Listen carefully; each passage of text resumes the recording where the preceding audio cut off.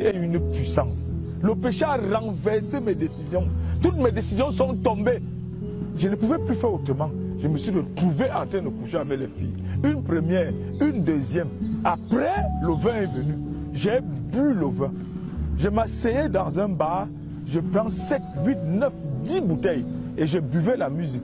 Un jour même, pendant que j'étais à l'école normale, j'ai bu un demi-whisky, tout seul.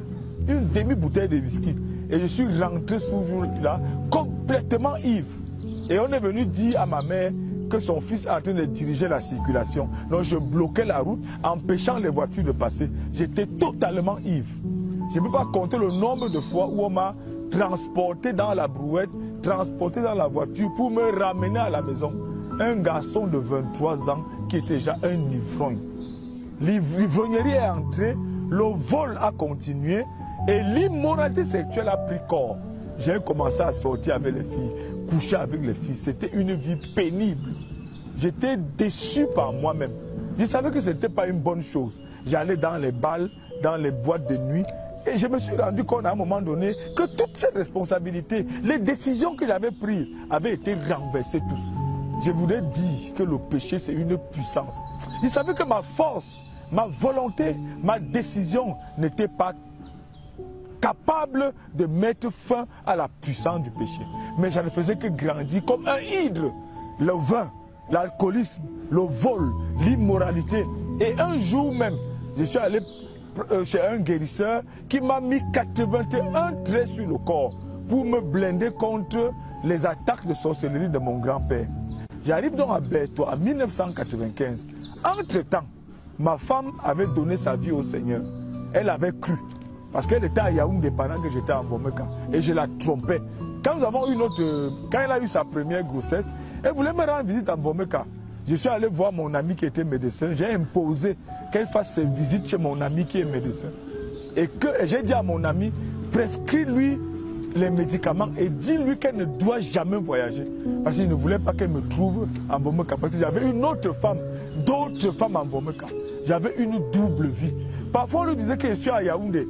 Je viens à Yaoundé, je ne pars pas la voir chez elle. Je suis avec une autre femme dans une autre maison. Ma vie était pourrie. J'étais un caméléon. J'avais plusieurs vies. J'ai changé de couleur selon le milieu où je me trouve. J'étais présent la face d'un ange, la face d'un esprit, la face d'un démon. C'était méchant. Je voudrais dire que le péché a la puissance de prendre un homme et de le fracasser par terre. Je me suis retrouvé dans ma vie de fornication. J'ai rencontré 3 scènes qui m'ont humilié totalement. La première scène, j'étais entré dans la chambre d'une jeune fille qui habitait chez son oncle. J'étais dans sa chambre. Parce que son oncle est venu à l'improviste et nous a retrouvés là.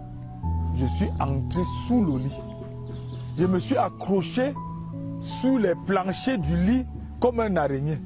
Le monsieur soupçonnait qu'il y a quelqu'un à la maison. Parce qu'il avait entendu quand même le bruit. Parce qu'il venait, c'est comme s'il venait à pas feutrer. Et il a entendu du bruit. Et sa fille est partie l'accueillir. Je suis allé dans la chambre, je suis allé sous le lit. Je me suis accroché sous le sommier du lit. Il a envoyé même le balai sous le lit, ça ne m'a pas touché. J'ai béni encore un Dieu inconnu. Ça, c'était la première scène d'humiliation du péché. Une autre scène, je me suis retrouvé dans la chambre d'une fille. J'étais professeur au lycée de Vomeka. J'étais en train de coucher avec une élève qui louait sa chambre. Ses camarades sont venus rester devant la porte. Le professeur ne pouvait pas sortir. Je vous assure, j'ai eu le plus grand drame de ma vie. J'avais envie d'uriner. C'était une chambre où il n'y avait pas de toilette. Ma vessie a failli exploser. J'avais mal. Je ne pouvais pas sortir. Et ses camarades étaient dehors, elles parlaient. Elle sortait, elle se met devant la porte, elle ferme la porte. Je lui ai dit pardon. Le professeur est en train de supplier un élève. Pardon, fais partie de tes camarades, ma vessie va éclater.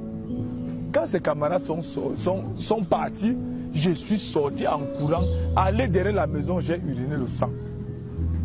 Si ce n'était, j'ai failli avoir le système urinaire complètement détruit. Parce qu'à ce moment-là, c'est une maladie qui ne va pas. Les urines vont couler à tout moment. Dieu a encore eu pitié de moi. La troisième scène d'humiliation du péché, je me suis retrouvé dans la maison d'un homme marié, toujours dans la fornication. Le monsieur est rentré à l'improviste, j'étais dans la chambre. Qu'est-ce que je vais faire? J'ai glissé derrière la porte. La femme s'est arrangée pour éteindre toutes les lumières dans la maison, simulant une panne.